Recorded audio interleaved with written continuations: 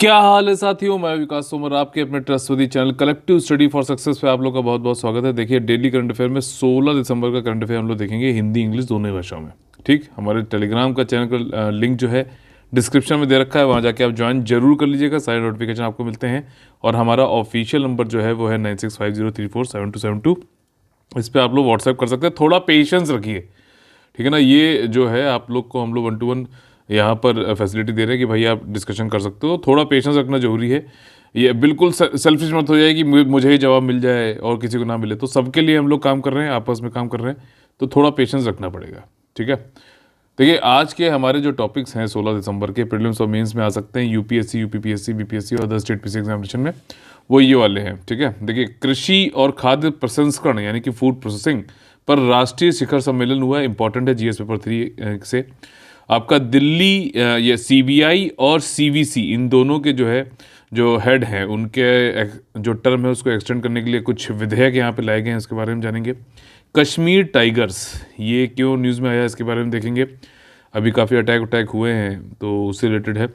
Important topic है economy का, whole sale price index, थोक मूल्य सूचकांक। ठीक, इसको कंपेयर करेंगे सीपीआई से, कंज्यूमर प्राइस इंडेक्स। क्या होता है चीज़ें, मुद्रास्फीति, इन्फ्लेशन, इन सबसे इंपॉर्टेंट चीज़ को ध्यान में रखते हुए बातें करेंगे।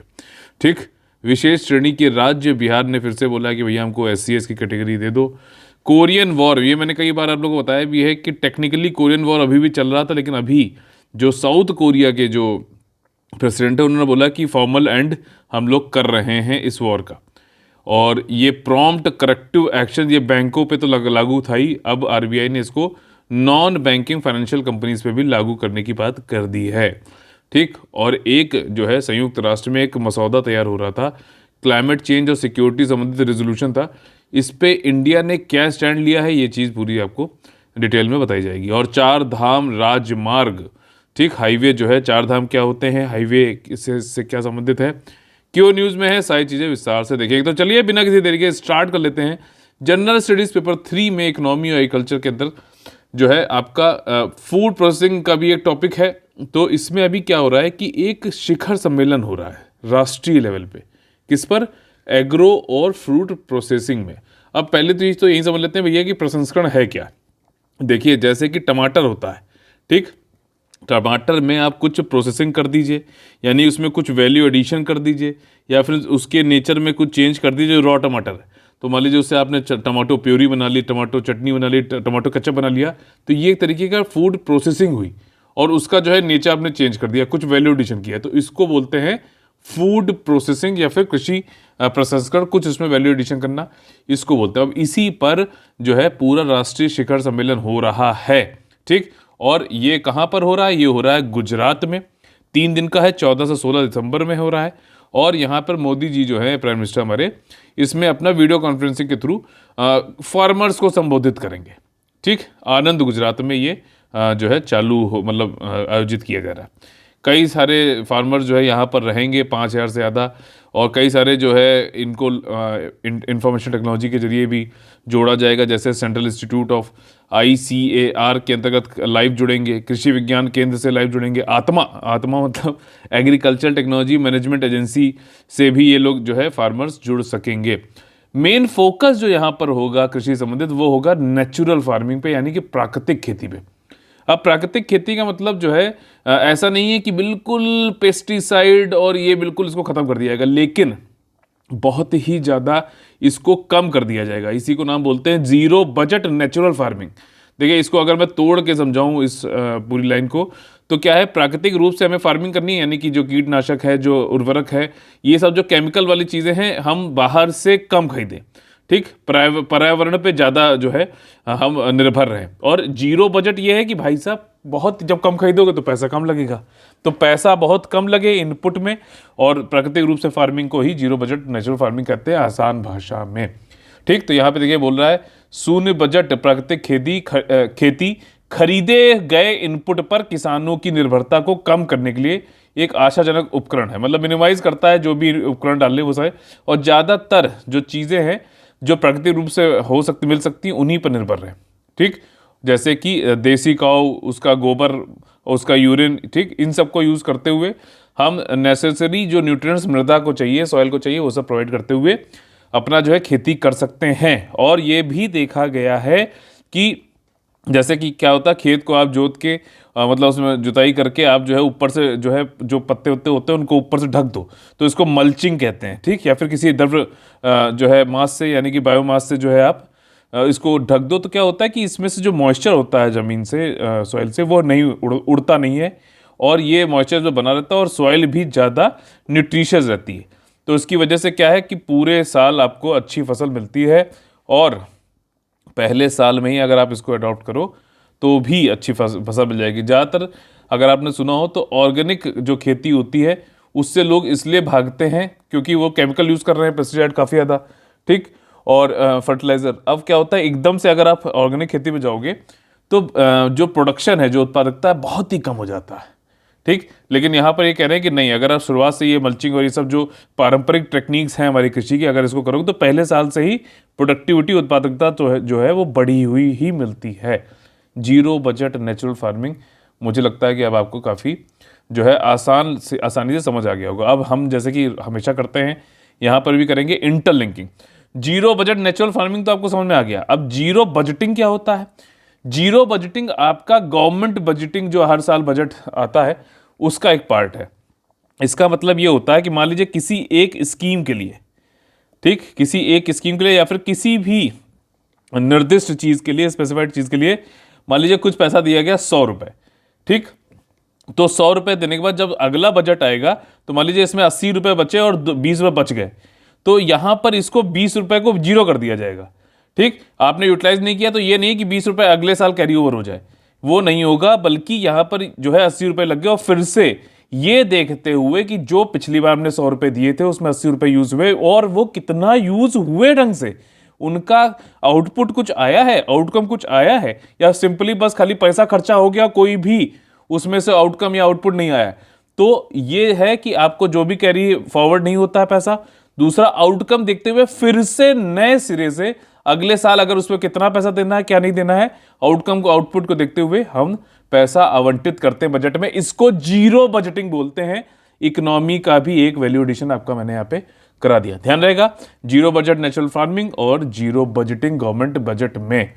समझ में आई ना चीज? अगर आपको पसंद आता है तो प्लीज लाइक बटन तोड़िए, ज्यादा से ज्यादा लोगों को जोड़िए, शेयर, सब्सक्राइब और कमेंट कराकर।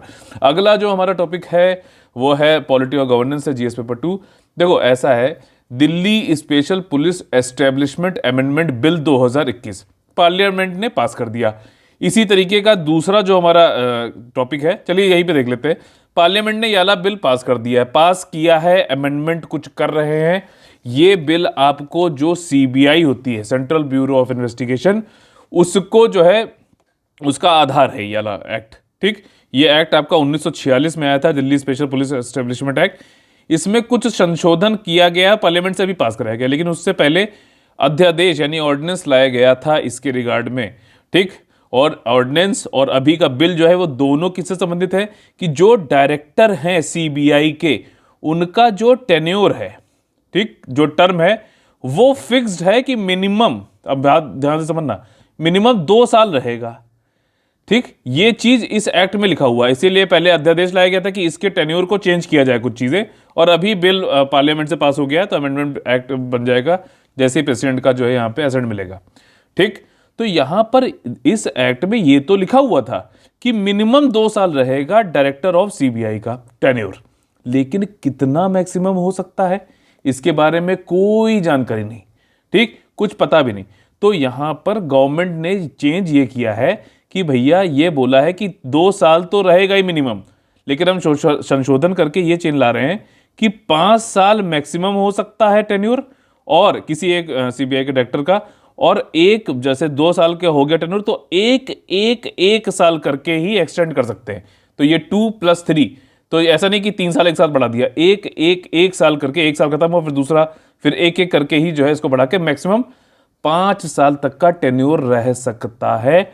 ऐसा जो है ये संशोधन करके लाया गया है। इसी तरीके से सेंट्रल विजिलेंस कमीशन का भी किया गया है, अभी बताऊंगा, नेक्स्ट टॉपिक अपना, ठीक।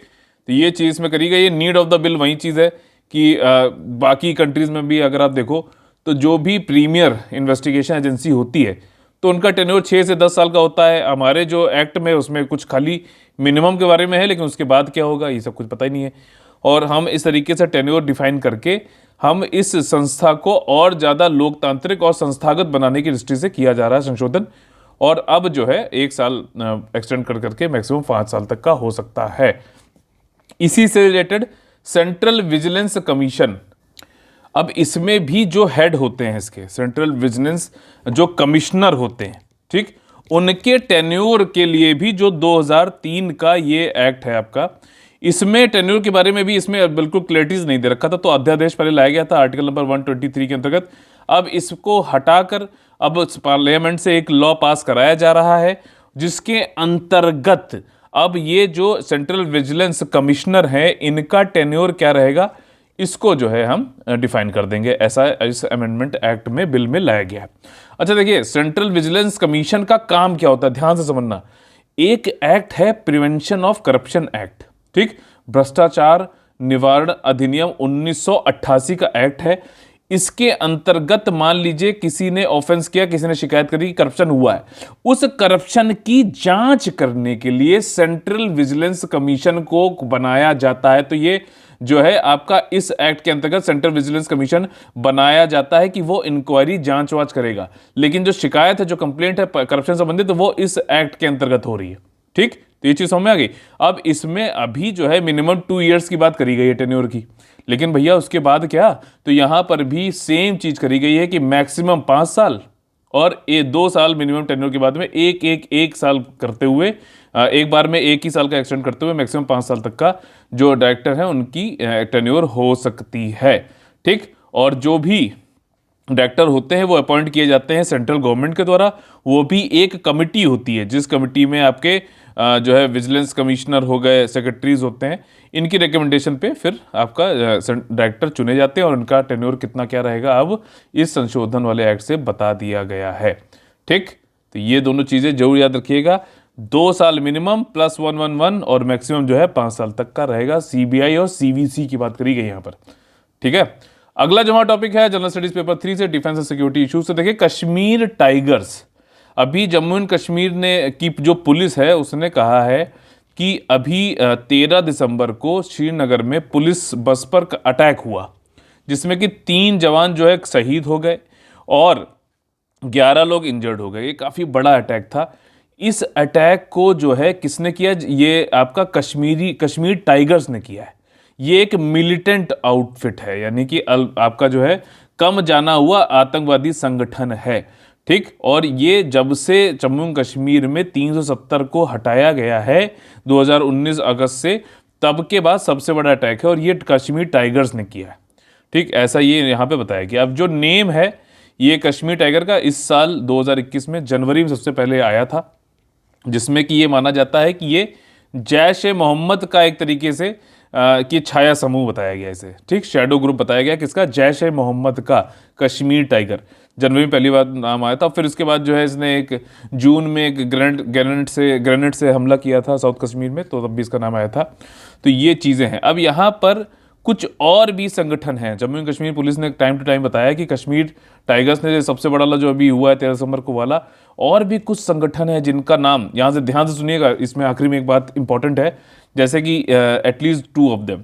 तो जैश ए मोहम्मद तो हो गया आपका कश्मीर टाइगर्स का, और जो संगठन है जो जम्मू एंड कश्मीर ये बोलती है पुलिस कि जिन्होंने कुछ ना कुछ हरकत करी है 370 हटने के बाद, जैसे कि resistance front, people against fascist forces, ठीक है। अब यहाँ पे बोला गया है कि इनका जो है कुछ ना कुछ लिंक हिजबुल मुजाहिदीन, लश्कर तोयबा और जैश से है, ठीक। और एक और ग्रुप है जिसका नाम है यूनाइटेड लिबरेशन फ्रंट। तो इन सब ने जो है कुछ ना कुछ यहाँ पर हरकत करी है जम्मू एंड कश्मीर में।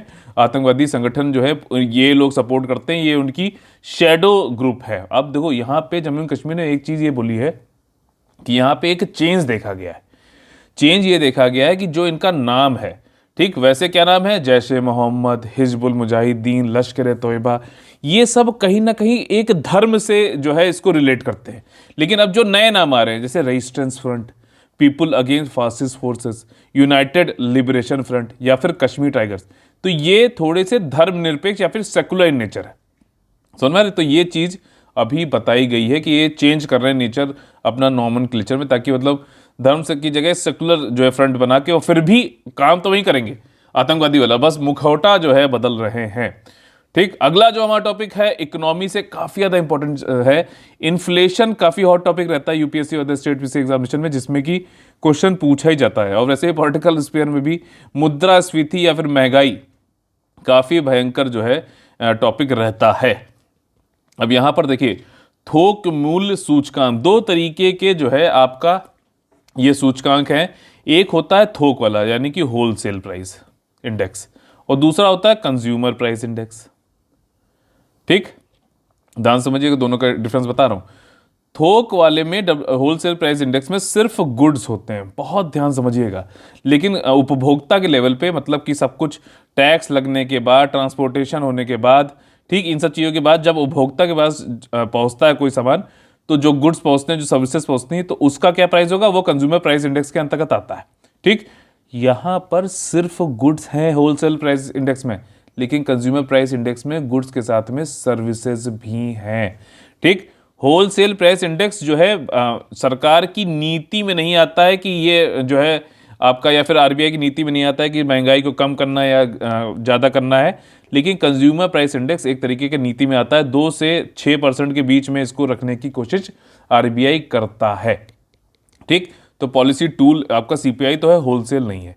होलसेल जो है आपका ये दर्शाता है कि प्रोड्यूसर, मान लीजिए होलसेल थोक में मिलना ना सामान, और सिर्फ गुड्स है, तो ये एक तरीके का रॉ मटेरियल है, जिससे जो है जिसको आगे जाके रिटेल में यूज़ करते हुए उस पर टैक्स लगा कर और छोटी छोटी चीज़ों पे रिटेल जो है आपका खुदरा उसमें बेचते हुए और उपभोक्ता तक पहुंचाते हैं। तो कहीं ना कहीं अगर होलसेल प्राइस इंडेक्स बढ़ रहा है, होलसेल जो थोक जो मुद्रास्फीति अगर वो बढ़ रही है, तो वो धीरे धीरे इनडायरेक्टली इस पर भी इफेक्ट डालेगी। देखो वैसे ही है, जैसे अगर मान लीजिए 50 रुपए का आपका पेट्रोल मिल रहा है आपको, ठीक, तो ट्रांसपोर्टेशन हुआ, कोई मान लीजिए संतरा जो है आपको आप तक पहुंचता है, लेकिन वो पहुंचता तो भैया किसी ट्रक वर्क में ही है ना। अगर वहां पे मान लीजिए डीजल का प्राइस 50 रुपए था और वो बढ़कर जो है 100 रुपए हो गया, तो लॉजिस्टिक्स कॉस्ट बढ़ेगी ना, और जो उपभोक्ता के पास आता है सामान, उसमें ट्रांसपोर्टेशन, लॉजिस्टिक्स, टैक्सेशन, ये सब कुछ लगाने के बाद आता है ना। तो क्या है कि इनडायरेक्टली अगर होलसेल बढ़ेगा तो उसका इफेक्ट आगे हमें कंज्यूमर प्राइस इंडेक्स पे भी देखने को मिलता है। समझ में आ गई बात। और ये कुछ इसमें जो है आपके डिफरेंसेस जो मैंने आपको बताए हैं, और इसको आप लोग नोट डाउन भी कर सकते हैं। अभी क्या हुआ है कि जो होलसेल प्राइस इंडेक्स है वो बहुत ज़्यादा बढ़ गया, नवंबर में 14.23% हो गया, डबल डिजिट में आ गया होलसेल प्राइस इंडेक्स। ठीक, और ये अक्टूबर में क्या था, 12.54 था। अच्छा, ये नवंबर में आया, तो ये आपका ऐसा नहीं, अक्टूबर के कंपैरिजन में हम देख रहे हैं, ये नवंबर 2021 में जो डेटा आया है नवंबर का, वो हम उसको कंपेयर करते हैं ईयर ऑन ईयर बेसिस, यानी कि नवंबर 2020 में जो होलसेल प्राइस इंडेक्स होगा उससे 14.23% बढ़ गया है। समझ में आ रही बात। तो हम इसको यहां पर ये आधार बना के इसको चलते हैं ईयर ऑन ईयर बेसिस पे।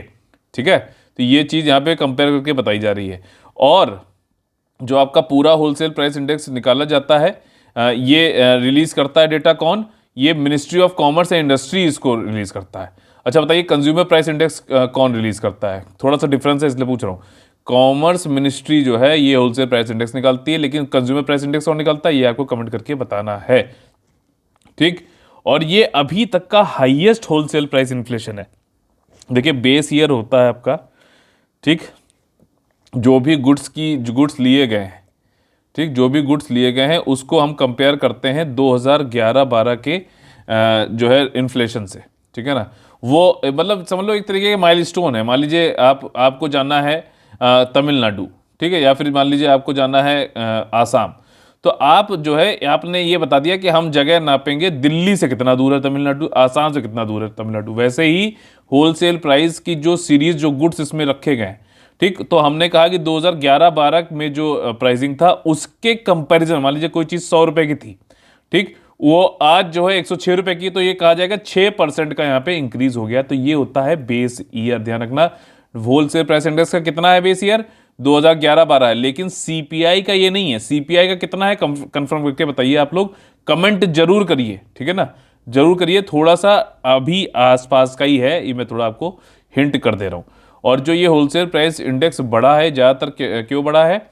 ये बढ़ा है फूड के प्राइसेस में जो है इंक्रीमेंट हुआ है, मिनरल और पेट्रोलियम प्रोडक्ट में जो इंक्रीमेंट हुआ उसकी वजह से, ठीक। और ये 8वीं बार लगातार डबल डिजिट में है। देर सवेर ये चीज़ कंज्यूमर प्राइस इंडेक्स में भी देखने को मिलेगी। अभी जो है कुछ टाइम पहले आपने देखा होगा दिवाली के टाइम पे जो पेट्रोल है, डीजल है, इस पे एक्साइज ड्यूटी कम भी कर दी गई थी, तब भी सीपीआई में 3 महीने का सबसे ऊंचा जो है देखा गया, ठीक है। जो कंज्यूमर प्राइस इंडेक्स है 4.9%, 91% जो है राइज देखा गया, जो कि बहुत ज़्यादा है, ठीक। और जो वाइड गैप होता है डब्ल्यूपीआई और सीपीआई में, अभी देखो डब्ल्यूपीआई चल रहा है 14 पॉइंट कुछ और सीपीआई है 4.9 कुछ, ठीक है ना। तो ये जो 10 के आसपास, जो 9-10 के आसपास जो डिफरेंस है, ये देर सवेर रिटेल पे दिखेगा, सीपीआई पे जरूर दिखेगा, ठीक, जो गैप है। और ये कॉज ऑफ वरी भी है, बिल्कुल, ठीक है। रिटेल इन्फ्लेशन जो होता है सीपीआई का, ये पॉलिसी टूल है मंडी, और डब्ल्यूपीआई जो होता है ये होलसेल थोक है, फैक्ट्री गेट मंडी लेवल पे मिलता है आपका, ठीक है। ये डिफरेंस जो मैंने शुरुआत में बताया था। जो सीपीआई जो उपभोक्ता के पास में पहुंचता है गुड्स और सर्विसेज, उसमें और कौन कौन से जो है प्राइसिंग जुड़ जाती है? ट्रांसपोर्टेशन कॉस्ट जुड़ जाती है, परिवहन लागत, कर, टैक्सेशन जुड़ जाता है, और रिटेल का मार्जिन भी तो है भाई, ठीक है ना। कोई मान लीजिए आपसे 5 किलो का गुड़ लेके आया थोक में, लेकिन आपको जो आप क्या पूरा 5, जो रिटेल वाला है वो पूरा 5 किलो तो ना आपको बेचेगा, आपको जो आधा किलो बेचेगा। तो उसमें से मान लीजिए 5 किलो गुड़ का जो प्राइसिंग था वो 150 रुपये था, तो आधे 1 किलो के हिसाब से अगर 30 रुपये है, तो इसको 1 किलो जो है ये क्या करेगा, अपना को रिटेल प्रॉफिट भी तो निकालेगा, लाना ले जाना ये सब मिला के, तो इसको मान लीजिए 40 रुपये में बेच रहा है। तो ये सब जोड़ता है, फिर उपभोक्ता के पास जाता है। समझ में, मतलब आप इसको रिलेट कर सकते हो। इकोनॉमी को जितना ज़्यादा अप्लाई करके समझोगे ना, उतना आसान हो जाएगा, और जितना ज़्यादा थ्योरेटिकल खाली वर्ड्स में खेलने की कोशिश करोगे, उतना ज़्यादा डिफिकल्ट आपको लगेगा। समझ में आ गई। डब्ल्यूपीआई जो है सिर्फ गुड्स से संबंधित होता है, सीपीआई जो है आपका जो है इससे भी संबंधित होता है, गुड्स और सर्विसेज दोनों से। जब आपका डब्ल्यूपीआई जो है होलसेल प्राइस इंडेक्स, ये आपका जीडीपी डिफ्लेटर की तरह होता है। जीडीपी डिफ्लेटर क्या है, इससे संबंधित मैंने आपको ऑडियो लेक्चर अपने टेलीग्राम चैनल पे दिया हुआ है, जरूर ज्वाइन करिए, डिस्क्रिप्शन में लिंक दे रखा है, ठीक। अगला जो हमारा टॉपिक है पॉलिटी एंड गवर्नेंस से संबंधित है, जनरल स्टडीज पेपर 2 से। स्पेशल कैटेगरी स्टेटस, बिहार के जो चीफ मिनिस्टर हैं उन्होंने कहा है कि हमको स्पेशल जो है कैटेगरी स्टेटस चाहिए, ठीक। हालांकि जब से जो है 14th फाइनेंस कमीशन यानी कि वित्तीय आयोग का जो आया है आदेश कि 42% तक हम जो है स्टेट में बांटेंगे, ठीक है, जो भी नेट प्रोसीड्स होती हैं सेंट्रल की। बाद में इसको खैर हालांकि 41 कर दिया गया है, लेकिन 14वें वित्त आयोग के बाद से जो है ये स्पेशल कैटेगरी स्टेटस जो है अब ये खत्म हो गया एक तरीके से। मतलब अब वैसे नहीं है, पहले जब प्लानिंग कमीशन होता था, ठीक है ना, और जो है आपका नेशनल डेवलपमेंट काउंसिल होता था, तब ये सारी चीज़ें थी। लेकिन नीति आयोग जब से आया है और फाइनेंस कमीशन की 14th वाली की रिकमेंडेशन जब से आई है 42% वाली, तब से स्पेशल कैटेगरी स्टेटस का एक तरीके से मान लीजिए कि खत्म सा ही हो गया। अच्छा, स्पेशल कैटेगरी स्टेटस की डिमांड बिहार कर रहा है, इसी तरीके से आंध्र प्रदेश भी कर रहा है, आप सोचो, ठीक है ना, बाकी स्टेट भी कर रहे हैं। लेकिन ये जो दिया जाता है उसका मतलब मेन बेनिफिट क्या है कि भाई साहब जो भी सेंट्रली स्पॉन्सर्ड स्कीम होती है, ठीक ना, केंद्रीय जो है प्रायोजित जो भी स्कीम होती है, उसमें केंद्र का जो है 90% तक कंट्रीब्यूशन रहता है। स्टेट जो SC स्टेट में आ रहे हैं, स्पेशल कैटेगरी स्टेट में, उनका खाली 10% होता है। 100 रुपये की कोई स्कीम देनी है, 90 रुपये दे रहा है केंद्र सरकार और 10 रुपये खाली दे रहा है बिहार सरकार। तो और अभी बिहार सरकार क्या देती है, 40 रुपये, 60 रुपये जो है आपका केंद्र सरकार देती है। और केंद्र सरकार को मतलब इसमें जो है फायदा होता है। तो बिहार ये कह रहा है कि हमारा 30 पैसा जो है, 30 रुपया जो है बच जाएगा अगर हमको स्पेशल कैटेगरी स्टेटस मिल जाएगा, और इस 30 रुपये को हम और सामाजिक आर्थिक कल्याण वाली जो स्कीम, वेलफेयर स्कीम है, उसमें खर्च कर पाएंगे। तो इसके लिए जो है बिहार पैकेज मांगता है, कभी ये मांगता है, तो ये सारी चीज़ें हैं। अच्छा, SC स्टेटस दिया किसको जाता था? ये दिया जाता था अगर कुछ कारण हैं आपके फेवर में, जैसे कि जो हिस्टोरिकल डिसएडवांटेज है, ऐतिहासिक नुकसान कोई हो गया, ठीक है, कि हमेशा से जो है डिसएडवांटेज में रहें, और या फिर कोई हिली टेरेन है जहाँ पे इतना आसान नहीं होता इकोनॉमी को उठाना, पॉपुलेशन बहुत ही, या तो बहुत ही घनत्व कम है, डेंसिटी कम है, या फिर ट्राइबल्स बहुत ज़्यादा है, ठीक, स्ट्रेटेजिक लोकेशन है, बॉर्डर के पास में, इकोनॉमिक, आर्थिक और इंफ्रास्ट्रक्चरल बैकवर्डनेस है। तो इन सब रीज़न पे जो है स्पेशल कैटेगरी स्टेटस दिया जाता था। जैसे कि दिया, और कौन देता था भाई साहब? आपका नेशनल डेवलपमेंट काउंसिल ये इसको जो है अप्रूव करता था। प्लानिंग कमीशन, जिसका पहले काम था कि भैया कैसे जो है स्टेट के बीच में पैसा आवंटित करना है। लेकिन जब से प्लानिंग कमीशन हट गया है भाई साहब, ठीक, एक आपका और नीति आयोग आ गया। नीति आयोग का तो काम ही नहीं है ऐसा आवंटन का कुछ भी, ठीक है। तो इसलिए जो है स्पेशल कैटेगरी का तो मतलब ही नहीं है, जितना वित्तीय आयोग बोल रहा है उस हिसाब से जो है आपका आवंटन होता है। नीति आयोग वैसे भी अब प्लानिंग कमीशन है नहीं, नीति आयोग के पास ये काम ही नहीं है कि वो जो है आवंटन कर सके। खैर, इसमें जो रीजंस थे उसमें आपका 8 जो उत्तर पूर्वी भारत में जो स्टेट्स हैं, ठीक है ना, आसाम, नागालैंड, अरुणाचल प्रदेश, सिक्किम, मेघालय, त्रिपुरा, मणिपुर, नागालैंड, और ये जो है आप कौन सा 8 जो हो गया टोटल, और जम्मू कश्मीर, हिमाचल प्रदेश, उत्तराखंड, इनको जो है आपका 90:10 पे आपका जो है SC/ST कैटेगरी मिली हुई है, ठीक। और जब से 2015 में 14 कमीशन की रिपोर्ट और नीति आयोग आ गया है, तब से जो बिल्कुल है स्पेशल कैटेगरी स्टेटस वाली बात तो खत्म ही हो गई है, ठीक है, नो लॉन्गर एग्जिस्ट। लेकिन फिर भी कई सारे स्टेट जो है मांगते रहते हैं कि भाई साहब किसी तरीके से उनको ये जो है मिल जाए, ठीक है ना। बिहार, उड़ीसा, झारखंड ये मांग रहे हैं, आंध्र प्रदेश भी मांग रहा है, बताओ यार। तो ये सारी चीज़ें हैं। अच्छा, वित्तीय आयोग जो है आर्टिकल 280 के अंतर्गत बनता है, ध्यान रखिएगा, आर्टिकल भी कभी कभी पूछ लेता है। और ये वाली जो स्टेटस की मांग है मेरे ख्याल से शायद ही बिहार की पूरी हो पाएगी, ठीक। समझ में आया। इकोनॉमी का एक और टॉपिक था। अगला हमारा जो टॉपिक है वो international relation general studies paper 2 से कोरियन वॉर। मैंने कई बार आप लोग को बताया है कि कोरियन वॉर चला 1950 से 1953 पे, ठीक। नॉर्थ कोरिया और साउथ कोरिया दोनों के बीच में वॉर हुआ। यूएसए ने साउथ कोरिया की मदद करी, चाइना ने छुप के जो है नॉर्थ कोरिया की जो है मदद करी। नॉर्थ कोरिया और चाइना के बीच में एक रिवर है जिसका नाम है यूले रिवर, ठीक। जब साउथ कोरिया और यूएसए की मदद से जब ये नॉर्थ कोरिया को ये लोग लड़ाई कर रहे थे, जब यूले रिवर पे ये लोग पहुंच गए, ठीक, तो चाइना ने कहा देखो अब इसको पार मत करना, नहीं तो हम इसमें इन्वॉल्व हो जाएंगे। तो फिर ये लोग पीछे हट गए थे। और इसमें इंडिया उस समय जो है, इंडिया ने भी काफ़ी ये जो आर्मिस्टिस एग्रीमेंट हुआ था, युद्ध विराम जो एग्रीमेंट हुआ था, इंडिया ने इस पर प्रिसाइड किया था, ठीक। तो 50 से 53 तक ये मतलब एक्टिवली लड़ाई लड़ी गई, फिर जो है युद्ध विराम का समझौता हो गया। लेकिन एक ऑफिशियल रूप से ये वॉर, यानी कि टेक्निकल रूप से ये वॉर कभी भी खत्म नहीं हुई तब से अभी तक, ठीक। खाली युद्ध विराम का समझौता हुआ, युद्ध को विराम दे रहे हैं, ठीक, एंड नहीं कर रहे हैं, ध्यान रखना। तो यहां पर जुलाई 1953 में युद्ध विराम एग्रीमेंट हुआ, जिसमें कि जो भी मारकाट मच रही थी वो सब खत्म कर दी गई। लेकिन टेक्निकली वो अभी भी वॉर पे, मैंने कई बार बताया, वॉर पे थे। अभी क्या है कि ज्वाइंट कॉन्फ्रेंस अभी हुआ, ऑस्ट्रेलिया के प्राइम मिनिस्टर थे स्कॉट मॉरिसन के कैनबरा में, और साउथ कोरिया के जो है ये प्रेसिडेंट थे जॉन मून जे इन, ठीक। इनका काफ़ी बड़ा रोल है कि फॉरेन पॉलिसी में नॉर्थ कोरिया से अच्छे संबंध किया जाए, एंड किया जाए वॉर। तो यहाँ पे इन्होंने ज्वाइंट स्टेटमेंट प्रेस कॉन्फ्रेंस करी, ऑस्ट्रेलिया, साउथ कोरिया, और उन्होंने बोला कि नॉर्थ कोरिया और साउथ कोरिया के बीच में जो वॉर चल रही थी उसको हम लोग औपचारिक एंड देते हैं, ठीक। घोषणा की के लिए औपचारिक रूप से समाप्त करने की घोषणा के लिए सहमत हो गए। और इसमें कहा कि यूएस और चाइना भी, भाई वो तो पार्टी रहेंगे ना, जैसे मैंने आपको बताया कि लड़ाई जो हुई, तो वो भी आपके जो है सहमत हैं। तो ये बात कही गई। और ये पहले क्या रीज़न था वो भी मैंने आपको बता दिया। मून जे इन जो प्रेसिडेंट हैं साउथ कोरिया के, ये काफ़ी ज़्यादा इंटरेस्टेड हैं कि नॉर्थ कोरिया से अच्छे संबंध करके फॉरेन पॉलिसी में उनके साथ जो भी मतलब अपना, देखो हमेशा अगर आपको विकास करना है तो दिमाग में पीस होना ज़रूरी है। अगर आप लड़ते ही रहोगे तो विकास नहीं कर पाओगे। तो ये नॉर्थ कोरिया जो एक लगातार ये जो चलती रहती है थक्का मुक्की कश्मकश, तो ये ख़त्म करना है, ठीक। और फिर ज़्यादा, साउथ कोरिया तो वैसे भी इतना ज़्यादा संपन्न है और ज़्यादा संपन्न हो सकता है, तो ये चीज़ है। और अभी जब डोनाल्ड ट्रंप थे यूएसए के प्रेसिडेंट, तो काफ़ी ज़्यादा जो है नॉर्थ कोरिया से उनकी इंगेजमेंट भी हुई। ये देखिए, ये हैं साउथ कोरिया के प्रेसिडेंट और ये हैं नॉर्थ कोरिया के तानाशाह किंग जोंग उन। तो उनसे जो है आपका दोनों में काफ़ी अच्छे रिश्ते हुए, और ट्रंप के जो है दौरान तो काफ़ी बढ़िया रिश्ते हुए।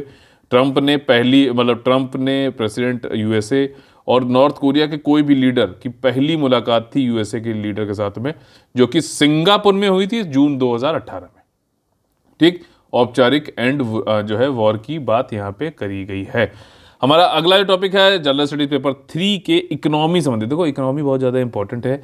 इन सब करंट अफेयर वाले क्वेश्चन जो टॉपिक्स आते हैं, इन्हीं से ही क्वेश्चन पूछेगा, सिंपल क्वेश्चन पूछेगा। अगर आपने इनको जो है एप्लीकेबल बेस्ड पढ़ा हुआ है तो, अंडरस्टैंडिंग करिए तो। अदरवाइज अगर आपने सीधे जो है बुक्स में, देखो इकोनॉमी का थोड़ा सा ऐसा सिलेबस है यूपीएससी और बाकी स्टेट फिजिकल एग्जामिनेशन में कि आप एकदम से बुक में ढूंढने की कोशिश करो कि पहली बुक के पेज के पहली बुक का पहले पेज से लेके आखिरी पेज तक पढ़ डालूं तो हो जाएगा, तो ऐसा नहीं है। करंट अफेयर को आपको इन्वॉल्व करना ही पड़ेगा। इनफैक्ट करंट अफेयर तो अब आप मतलब अच्छे से अगर आपने नहीं किया है तो एग्जाम में पास करना बड़ा ही मुश्किल है, क्योंकि जनरल स्टडीज़ के जो क्वेश्चन आते हैं वो इनडायरेक्टली डायरेक्टली जो है करंट अफेयर के बेस पे ही होते हैं। ठीक, अब देखो प्रॉम्प्ट करेक्टिव एक्शन, आपको मालूम है बैंकों में बहुत ज़्यादा जो है नॉन परफॉर्मिंग एसेट्स हैं, यानी कि जो लोन दिए गए हैं उन लोन का जो मूल अमाउंट है और जो ब्याज है वो वापसी नहीं हो पा रही है, और बैंकों का एनपीए नॉन परफॉर्मिंग एसेट बहुत ज़्यादा हो गया है। ठीक, इसी तरीके से इसी को रोकने के लिए आरबीआई ने क्या किया कि कुछ प्रॉम्प्ट यानी कि तुरंत करेक्टिव यानी कि सुधारात्मक कार्रवाई करने के लिए बैंकों के ऊपर जो है ये पीसीए वाला फ्रेमवर्क लागू किया था। अब ये फ्रेमवर्क जो बाकी के नॉन बैंकिंग फाइनेंशियल कंपनी जैसे मुठूत होता है, घर में पड़ा है सोना तो काहे को रोना, और ये सब जो है ना, इन सब को भी जोड़ इनके ऊपर, क्योंकि ये लोग भी लोन देते हैं, आपसे गोल्ड ले लेंगे, लोन ले लेंगे आपका, या फिर कोई और कामों के लिए, तो इनके ऊपर भी प्रॉम्प्ट करेक्टिव एक्शन हो। ऐसा नहीं होना चाहिए कि इनको अभी लोन जो है वापस ही नहीं हो रहा है। तो ये फाइनेंशियल एसेट जो होते हैं बैंक के द्वारा लोन दिया, अगर बैंक सिस्टम खराब हो जाता है किसी देश का तो समझ लो कि बहुत बड़ी जो है आर्थिक समस्या आ सकती है। जैसा कि आप लोगों ने 2008 में देखा होगा यूएसए में बड़े बड़े बैंक, गोल्डमैन सैक्स, ये सब का जो है बिल्कुल ये लिक्विडेट हो गए, दिवालिया हो गए। तो वो उसका आज तक देखो 12-13 साल हो चुके हैं, आज तक यूएसए के ऊपर जो है प्रभाव है। तो इसलिए आरबीआई की जिम्मेदारी है कि बैंकिंग सिस्टम, भले ही जो आपका बैंकिंग सिस्टम है और दूसरा जो है नॉन बैंकिंग फाइनेंशियल कंपनीज हैं, ये भी लोग तो ऋण देते हैं ना, तो इनको ऊपर भी निगरानी रखना कि भाई ये corrective measures time to time लेते रहें। करेक्टिव मेजर्स कैसे कैसे, जैसे कि आपने लोन दिया मान लीजिए 100 रुपये का, तो आपको 15 रुपये अलग से रखने, कि मान लो अगर ये लोन वापस नहीं आया तो आप 15 रुपये तो दे सको जो भी आपके डिपॉजिटर्स हैं या फिर बाकी काम के लिए, तो इसको बोलते हैं कैश रिजर्व्स। आपका कैश रिजर्व इतना आपको रखना चाहिए, ठीक, लोन के लिए कैश रिजर्व एडिक्वेसी रेशियो। ठीक, तो 100 पे 15% ही आरबीआई बोलता है कि इतना आपको करना चाहिए, 15% होना चाहिए। अगर आप जितना भी लोन दे रहे हो उसका 15% तो रखो। तो ये सारे अब मेजर्स जो है नॉन बैंकिंग फाइनेंशियल कंपनीज पे भी लगाए जाएंगे। ये चीज़ आरबीआई ने फिर से बोली है, जो पहले से बैंकों पे हो रही थी। कब लगाई जाएगी, देखो पूरा कॉन्सेप्ट समझ में आ गया ना। अब कब लगाई जाएगी, 1 अक्टूबर 2022 से नॉन बैंकिंग फाइनेंशियल कंपनीज पे, जैसे बैंकों पे लगाया गया है वैसे ही इन पे लगाया जाएगा, ताकि इनकी वित्तीय जो स्थिति है और शासन यानी कि गवर्नेंस इशू को सुधारा जा सके। अच्छा, इसमें नॉन बैंकिंग फाइनेंशियल कंपनीज वो वाले इंक्लूडेड नहीं हैं, सारे तो हैं, ठीक। नॉन बैंकिंग फाइनेंशियल कमीशन के ऊपर, कंपनीज के ऊपर जो है आपका प्रॉम्प्ट करेक्टिव एक्शन लाया जा रहा है, लेकिन कुछ पे नहीं लाया जाएगा। कौन से, जो लोग पब्लिक फंड्स को नॉट एक्सेप्ट कर रहे हैं, ठीक, एक्सेप्ट नहीं करते हैं, उनके ऊपर वो वाले एनबीएफसी नहीं इंक्लूडेड है, ठीक, ध्यान सुनना। या फिर गवर्नमेंट ओन्ड है या फिर कोई कोर इन्वेस्टमेंट करते हैं, तो वो वाले एनबीएफसीज जो है नहीं इंक्लूडेड हैं इस वाले प्रॉम्प्ट करेक्टिव एक्शन पे। ध्यान से सुनो, यहीं से क्वेश्चन बनते हैं, ठीक। कौन से इंक्लूडेड हैं ये समझ लेते हैं। जितने भी डिपॉजिट ले रहे हैं या फिर नहीं ले रहे हैं, जैसे कि मिडिल अपर टॉप लेयर वाले जहाँ पे इन्वेस्टमेंट और क्रेडिट के फर्म होते हैं, ठीक, तो माइक्रो फाइनेंस इंस्टीट्यूशन इन पे है। लेकिन गवर्नमेंट ओन्ड वन और जहाँ पे पब्लिक फंड नहीं इन्वॉल्व है वहाँ पर नहीं, ये वाले इनके ऊपर नहीं लगेगा पीएफसी यानी कि प्रॉम्प्ट करेक्टिव एक्शन नहीं लगेगा, ठीक। ऑब्जेक्टिव यहाँ पे वही है, सुपरवाइजरी, थोड़ी निगरानी रखो भाई साहब। लोग जो है अगर मान लो किसी कारणवश जो है लोन वापस नहीं हो रहा है, तब भी आपकी स्थिति ऐसी तो रहे कि आप उसको संभाल ले जाओ। जैसे आप घर पे अपना घर का खर्चा चलाते हो, मान लो आपकी आमदनी एकदम रुक जाए तो आपके पास कुछ सेविंग्स तो होनी चाहिए ना। ये वहीं उसी तरीके से है ये भी, कि सब बैंक के पास, नॉन बैंकिंग फाइनेंशियल कंपनीज के पास भी कुछ ऐसी सेविंग होनी चाहिए कि बिल्कुल ही सारा पैसा आप मत लगा दो एक ही जगह, कि पता चला वहां से वापसी का नहीं आई तो आप खत्म हो गए। तो ये चीज़ ना हो, इसके लिए किया गया है। अमंग लार्ज, अभी यहाँ पे इकरा एक रेटिंग एजेंसी है, उसने बताया था कि कई सारे लार्ज एनबीएफसीज थे जिनमें 25,000 करोड़ से ज़्यादा एसेट जिनके पास होते हैं। तो ऐसी 3 एंटिटीज़ को ये पाया गया था कि नेट एनपीए क्राइटेरिया को वो लोग फॉलो नहीं कर रहे थे कि भैया, तो यहाँ पे इसलिए ये सारे प्रॉम्प्ट करेक्टिव एक्शन वाली चीज़ें अब एनबीएफसी पे भी आरबीआई को लगा कि भैया लागू करो, नहीं तो ये भी हाथ से निकल जाएंगे, ठीक। और जैसे मैंने कल आप लोगों को बढ़ाया भी था कि एनबीएफसीज का को लेंडिंग वाला टॉपिक पढ़ाया था ना, याद आ रहा है, तो एनबीएफसीज का जो है रीच बहुत अच्छी है, ठीक, ज़्यादा जो है पहुंच इनकी बढ़िया है। तो इसलिए जो है इनके ऊपर भी निगरानी रखने की बात है। तो ये क्या चीज़ें इंपॉर्टेंट ध्यान में रखनी वो आपको मैंने पहले बता दिया। जनरल स्टडीज़ पेपर 3 में इन्वायरमेंट के अंतर्गत अब देखिए यहाँ पर क्या हुआ है कि इस समय यूनाइटेड नेशन सिक्योरिटी काउंसिल यानी कि सुरक्षा परिषद जो है उसमें आपके यूएनएससी, इसमें थोड़ा सा बैकग्राउंड समझ लेते हैं। 5 होते हैं परमानेंट मेंबर। कौन कौन से हैं? यूके, यूएसए, चाइना, ठीक इंडिया को मिल रहा था लेकिन इंडिया ने कहा चाइना को दे दो, खैर यूके, यूएसए, चाइना, रशिया और फ्रांस। ठीक, इन किसी भी मुद्दे पर इन 5 में से किसी भी एक कंट्री ने अगर उस रेजोल्यूशन पे मना कर दिया तो ये वीटो पावर लग जाती है, वो रेजोल्यूशन पास नहीं हो सकता। ये 5 तो हैं परमानेंट मेंबर, और भी इसमें 10 मेंबर होते हैं जो कि नॉन परमानेंट मेंबर होते हैं, वो बारी बारी से आते रहते हैं। इस समय इंडिया भी इसका हिस्सा है, और इसमें जो प्रेसिडेंटशिप होती है, ठीक है ना, यूएनएससी की, वो रोटेशन में चलती है। इस समय नाइजर एक कंट्री है आपकी, आपका सब सहारन अफ्रीकन कंट्री है, तो उसने यहां पर क्या कहा कि क्लाइमेट चेंज और जो टेररिज्म है इनके कुछ इंपैक्ट जो है सिक्योरिटी के ऊपर भी पड़ सकते हैं। तो नाइजर ने अपनी जो है कंसाइंस के हिसाब से एक रेजोल्यूशन लाने की कोशिश करी यूएनएससी में। अब क्लाइमेट चेंज जो है वो है United nation framework convention on climate change करके, उसके अंतर्गत उसकी बात होती है। लेकिन ये है सुरक्षा परिषद, इसका मेन काम है दुनिया में पीस और सिक्योरिटी को मेंटेन करना।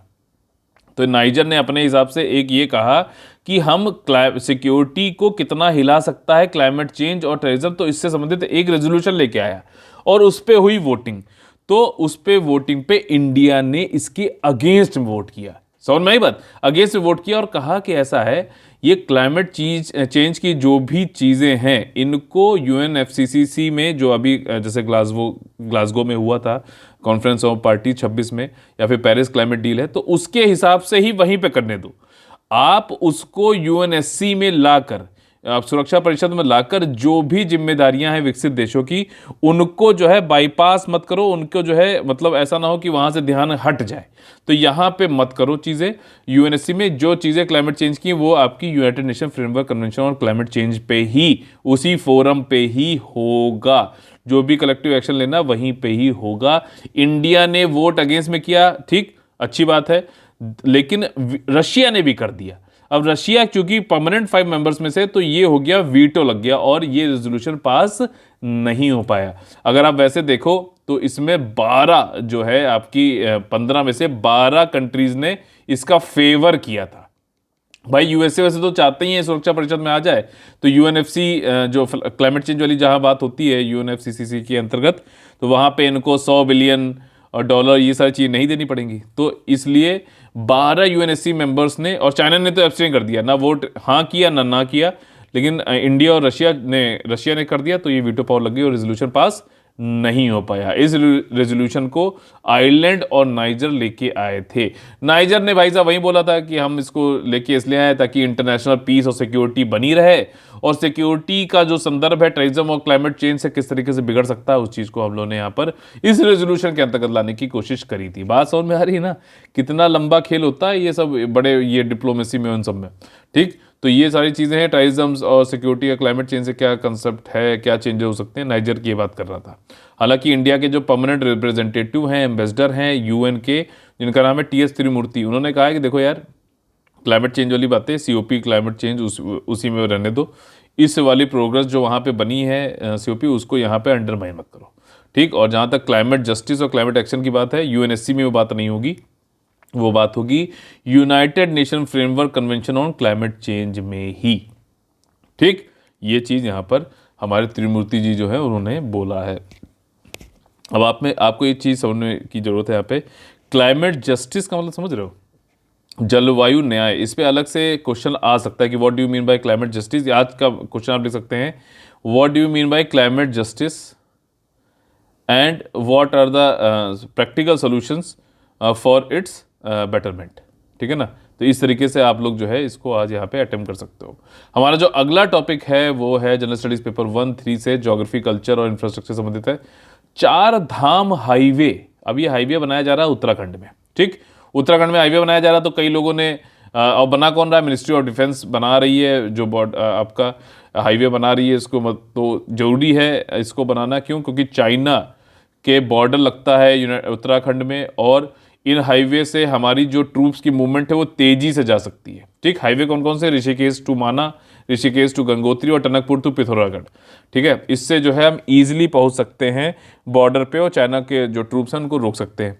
तो इसके लिए अब हिमालयन स्टेट है उत्तराखंड, वहाँ पे थोड़ी सी जो एनवायरनमेंट है, और आप लोगों ने पीछे देखा भी था काफ़ी ज़्यादा जो है भूस्खलन लैंडस्लाइड होती रहती है।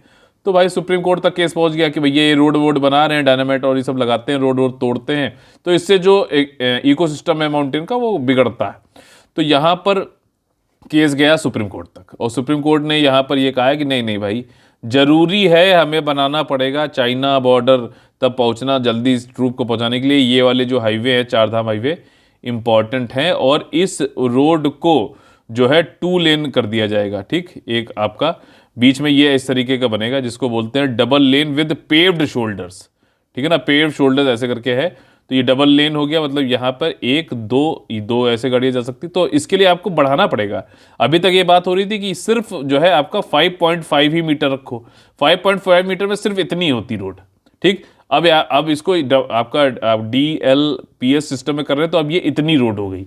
तो ये जरूरी है तेजी से निकल सके, नहीं तो इसमें बहुत टाइम लगता था। एक भी अगर मान लीजिए कोई एक्सीडेंट हो गया, लैंडस्लाइड होगी, तो जो है 2-3 दिन गए, तो ऐसा तो हो नहीं सकता यार, चाइना घुस जाएगा घर में। तो ये चीज़ें हैं, तो इसके लिए सुप्रीम कोर्ट ने कहा नहीं ठीक है, आप जो है इसको बनाइए DLPS सिस्टम के अंतर्गत, और जो 5-5.5 मीटर वाला पहले सर्कुलर आया था तो उसको आप ब्रॉड करिए, कोई दिक्कत नहीं है। अच्छा, 4 धाम कौन कौन से हैं? 4 पिलग्रिमेज वाले डेस्टिनेशन है जिनका नाम है यमुनोत्री, गंगोत्री, केदारनाथ और बद्रीनाथ। क्या बता सकते हो कौन सा नॉर्थ साउथ है, ईस्ट वेस्ट है? बताओ यार। ठीक है ना, यमुनोत्री, गंगोत्री, केदारनाथ और बद्रीनाथ, ये चारों मिलके 4 धाम बनाते हैं। चलिए स्टार्ट कर लेते हैं समरी क्विक रिवीजन 16 दिसंबर 2021 का। देखिए यहां पर पहला जो हमारा टॉपिक था वो था आपका national summit on agro and food processing. Food processing, agro processing ये होता है, मान लीजिए टमाटर है, टमाटर में आपने कुछ वैल्यू एडिशन कर दिया या फिर उसकी शेल्फ लाइफ को बढ़ा दिया, और मान लीजिए आपने उसको केचप बना दिया, टमाटो जूस बना दिया, तो उसको बोलते हैं खाद्य प्रसंस्करण। और इसी का जो है नेशनल समिट अभी आनंद गुजरात में हो रहा है 14 से 16 तारीख के बीच में। ये जो है आपका ये लोकेशन है। मेन चीज़ क्या है, फूड प्रोसेसिंग क्या होता है, समझ में आना चाहिए। ठीक, Delhi special police establishment amendment bill लाया गया और central vigilance commission amendment bill लाया गया। इन दोनों से संबंधित अध्यादेश लाया गया था 123 आर्टिकल के अंतर्गत, जिसमें कि CBI और सेंट्रल विजिलेंस कमिश्नर, ये दोनों जो हेड होते हैं, इनका जो टेन्योर है उसको एक्सटेंड करने की बात कही गई थी। अध्यादेश को अब हटाने के लिए अब विधेयक तो पास करना पड़ेगा ना, वो पार्लियामेंट से अभी पास करा लिया गया है। दोनों में ही CBI डायरेक्टर हो या फिर CVC हो, ठीक, चीफ विजिलेंस कमिश्नर हो, दोनों में ही जो इसके हेड्स हैं उनका मिनिमम टेन्योर की बात तो करी गई थी। ठीक, 1946 वाले एक्ट और 2008 वाले एक्ट में, जो कि था 2 साल का। लेकिन कब तक, कितने साल तक एक्सटेंड कर सकते हैं, कैसे कर सकते हैं, इसकी बात नहीं थी। तो अब जो संशोधित बिल आया है उसमें कहा गया है कि मिनिमम 2 साल तो ही है, लेकिन मैक्सिमम जो है 5 साल तक ये जा सकते हैं। और एक बार जो एक्सटेंशन होगा वो डायरेक्टली 3 साल का नहीं होगा, एक साल का होगा। तो यानी कि 2+1+1+1 करके ही 5 साल मैक्सिमम तक का टेन्योर हो सकता है। कश्मीर टाइगर्स, जम्मू कश्मीर की जो पुलिस है उसने कहा है कि अभी जो 13 दिसंबर को जो हमला हुआ था जिसमें 3 लोगों की जान चली गई थी, वो कश्मीर टाइगर नाम की एक संस्था है जो कि जैश-ए-मोहम्मद से संबंधित है, उसने ये किया था।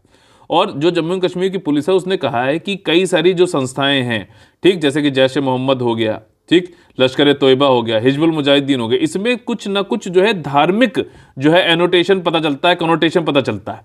ठीक, लेकिन अब जो नए नए जो आ रहे हैं इनके ही ये समूह हैं, ठीक है ना, शैडो समूह है, छाया समूह है, जैसे कश्मीर टाइगर्स, ठीक, लिबरेशन फ्रंट आर्मी, तो इस तरीके के हैं। लेकिन अब यहाँ पे देखा जा रहा है कि धार्मिक नाम ना रखकर ये कुछ धर्मनिरपेक्ष या फिर सेकुलर नाम रख रहे हैं, लेकिन काम वहीं दहशतगर्दी का ही कर रहे हैं, टेररिज्म फैलाने का ही कर रहे हैं।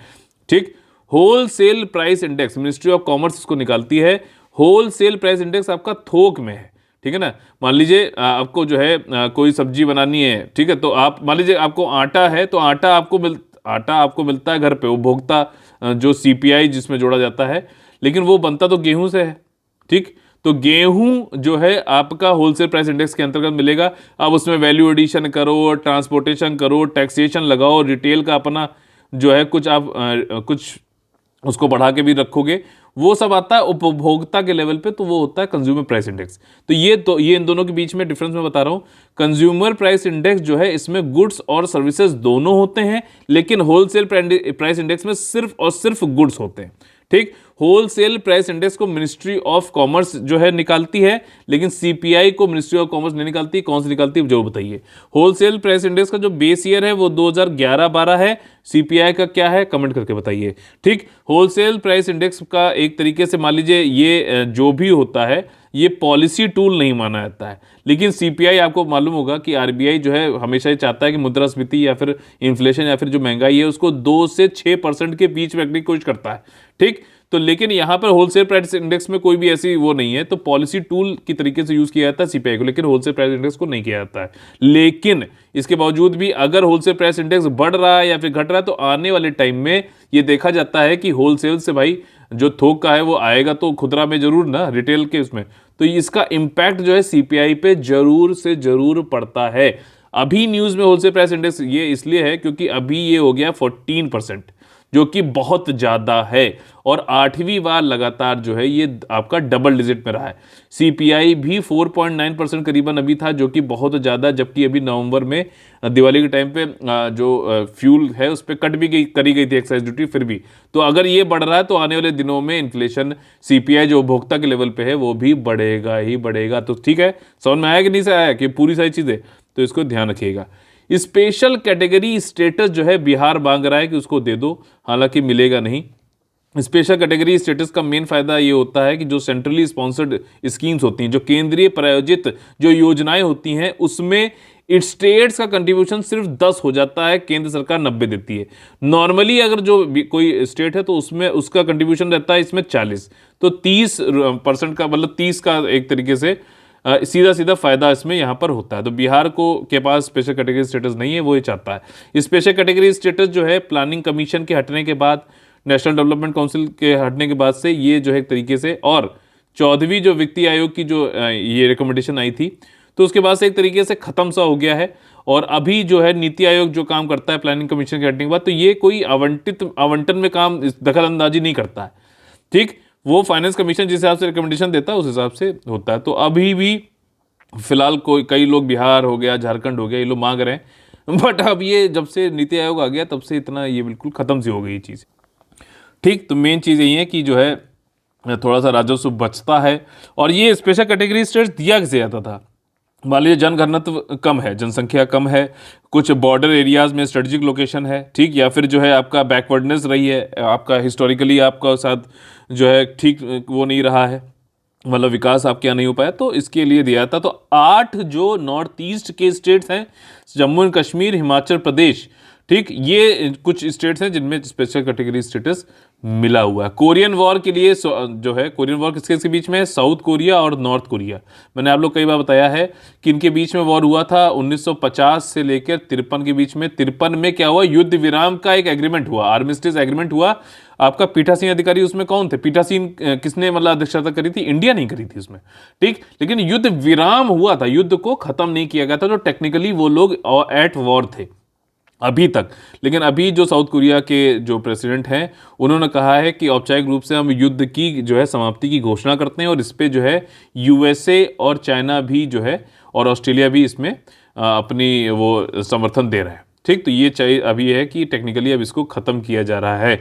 नॉर्थ कोरिया को चाइना और साउथ कोरिया को यूएसए जो है डायरेक्टली तो नहीं लेकिन डायरेक्टली सपोर्ट करते रहे हैं। ठीक, आपका प्रॉम्प्ट करेक्टिव एक्शन ये पहले बैंक्स पे होता था, और अब ये नॉन बैंकिंग फाइनेंशियल कंपनीज पे भी लागू कर दिया गया है, ताकि एनपीएस होने के टाइम, ठीक, आपके पास कम से कम इतना तो होना चाहिए कि ये जो है एकदम खत्म ना हो जाए। जैसे घर में आप मान लीजिए आपकी कुछ इनकम होती है तो कुछ आप सेविंग करते रहते हो ना, मान लीजिए सामान एक सामान जो है या फिर अच्छी स्थिति नहीं रही तो सेविंग से आप यूज़ करके कुछ टाइम तो चला लोगे, वैसे ही प्रॉम्प्ट करेक्टिव एक्शन में ये है कि अगर मान लीजिए कोई आपने लोन वोन दिया है, वो पैसा मूलधन या फिर उसका जो ब्याज वापस नहीं मिल रहा है आपको, तो कम से कम आप प्रॉम्प्ट करेक्टिव एक्शन लेके वित्तीय स्थिति अपनी यानी फाइनेंशियल स्टेटस और जो गवर्नेंस है उसको बेहतर कर सको। कुछ एक जो इसमें एक्शन लिया जाता है, जैसे कैश रिजर्व्स एडिक्वेसी रेशियो, ये 15% की बात करता है आरबीआई, कि मान लीजिए आपने 100 रुपए का कोई लोन दिया तो 15 रुपए आप इसके लिए अलग से रख दो। मान लो 100 रुपये वापस नहीं आया तो 15 रुपये से आप अपना खर्चा पानी तो चला पाओ। ये चीज़ें होती हैं। पहले बैंकिंग पे था, अब ये नेशनल बैंकिंग फाइनेंशियल कंपनीज पे भी लागू होगा। कब से? 1 अक्टूबर 2022 से। ये चीज़ याद रखना। और इसमें वो वाले बैंकिंग फाइनेंशियल कंपनीज नहीं इन्वॉल्व होंगे जिसमें कि पब्लिक का पैसा ना हो और गवर्नमेंट के द्वारा ओन्ड हो और कोर इन्वेस्टमेंट में काम करते हो, वो वाले नहीं होंगे। देखो यहाँ पे लिखा भी हुआ है, ठीक है ना। ये सारी चीज़ें हैं। फॉर एनबीएफसी एक्सक्लूडिंग को इन्वेस्टमेंट कंपनी जो है उनको नहीं रखा जाएगा, ठीक। अभी एक रेजोल्यूशन लाया गया था सुरक्षा परिषद में, संयुक्त राष्ट्र की सुरक्षा परिषद जो है, जिसकी अध्यक्षता अभी नाइजर के पास में है, तो उसमें रेजोल्यूशन लाया गया था कि भैया जो सिक्योरिटी है, देखो सुरक्षा परिषद का मेन काम ही होता है दुनिया में सिक्योरिटी और पीस को बनाए रखना, ठीक। तो नाइजर की अध्यक्षता में अभी एक रेजोल्यूशन लाया गया, वो ये कह रहे थे कि भैया सिक्योरिटी जो दुनिया की है वो क्लाइमेट चेंज और टेररिज्म की वजह से किस तरीके से बदल सकती है। तो इस पे हम लोग कुछ रेजोल्यूशन लाना चाहिए, कुछ उसमें रिकमेंडेशन थी, लेकिन इसका विरोध कर दिया इंडिया ने और वीटो कर दिया रशिया ने। आपको पता है कि संयुक्त राष्ट्र में जो है आपका सुरक्षा परिषद में 5 जो है परमानेंट मेंबर है। अगर इन परमानेंट 5 मेंबर में से किसी एक ने भी मना कर दिया किसी रेजोल्यूशन पे तो वीटो लग जाता है, वो रेजोल्यूशन पास नहीं हो सकता। सेम चीज़ यहाँ पे हुई, इंडिया और रशिया ने तो वीटो ही कर दिया। 12 जो कंट्री थी वो तो फेवर में थी और चाइना ने तो कुछ वोटिंग करी ही नहीं। और इंडिया ने ये कहा कि भैया ये सुरक्षा परिषद में क्लाइमेट चेंज की बातें मत करो, इसके लिए हम लोग already Paris climate deal COP अभी ग्लासगो वाला किसके अंतर्गत करते हैं, United nation framework convention on climate change के अंतर्गत करते हैं। वहीं पे करने दो, वहां पे जो नैतिक जिम्मेदारियां हैं विकसित देशों की उनको बाईपास करके सुरक्षा परिषद के अंतर्गत मत लाओ। जहां पे मुद्दे अगर जैसे कि 5 जो परमानेंट मेंबर्स हैं कौन कौन से हैं, यूएसए है, यूके है, चाइना है, फ्रांस है, रशिया है, तो इनकी जो जिम्मेदारियां हैं क्लाइमेट चेंज से हट के यहां पे आ जाएंगी आपका यूएनएससी में। और यूएनएससी में किसी मुद्दे पे ये जो है वीटो कर देंगे तो वो मुद्दा आगे जा ही नहीं सकता। तो जो भी प्रोग्रेस हमने United nation framework convention on climate change में करी है, अभी सीओपी ग्लासगो में करी है, पहले जो पेरिस क्लाइमेट डील में सीओपी 21 में करी थी, वो सब तो धाराशायी हो जाएंगी। तो ये सारी चीज़ें मत करो, इसका हम विरोध करते हैं और रशिया ने भी इसका वीटो कर दिया। समझ में आ रही चीज़, इंपॉर्टेंट है, इन्वायरमेंट और ये डिप्लोमेटिक उससे संबंधित है। अगला जो टॉपिक है वो है कि 4 धाम हाईवेज। 4 धाम कौन कौन से हैं उत्तराखंड में, आपके गंगोत्री, यमुनोत्री, केदारनाथ और बद्रीनाथ, ठीक। तो ये चारों जो हैं इनको जोड़ने के लिए कुछ हाईवे बनाए जा रहे हैं। तो इस पर मिनिस्ट्री ऑफ डिफेंस ने ये कहा था पीछे 2018 में चालू हुआ था कि ये जो हाईवे हैं ये इंडिया चाइना के बॉर्डर पे अपने ट्रूप्स का मूवमेंट करने के लिए भी काफ़ी ज़्यादा स्ट्रेटेजिकली भी इंपॉर्टेंट है, ठीक। सामरिक महत्व भी इनका बहुत ज़्यादा है।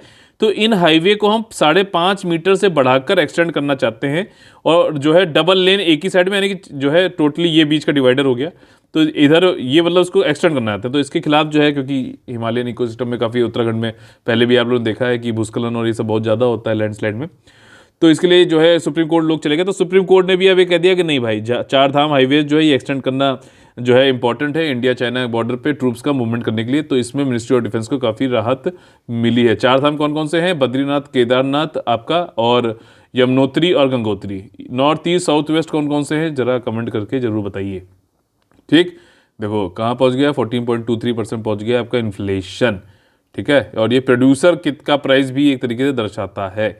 जब प्रोड्यूसर के पास में कच्चा माल ही जो है महंगा पहुंचेगा तो भैया रिटेल में भी तो महंगाई बढ़ेगी। तो इसी के साथ में आज का हमारा सेशन खत्म होता है। अगर आप लोग पसंद आता है तो प्लीज लाइक बटन तोड़िए, ज्यादा से ज्यादा लोग को जोड़िए, शेयर सब्सक्राइब कमेंट जरूर कराओ भाई, क्यों नहीं कर रहे हो। ये लोगों जो जरूरतमंद हैं, जो लोग करंट अफेयर के लिए एकमात्र वन स्टॉप डेस्टिनेशन देखना चाहते हैं जिसमें कि फैक्ट्स, कॉन्सेप्ट्स, ये सारी चीज़ें एक जगह हो जाए, तो उसके लिए हमारा कलेक्टिव स्टडी फॉर सक्सेस से बढ़िया कोई काम नहीं हो सकता।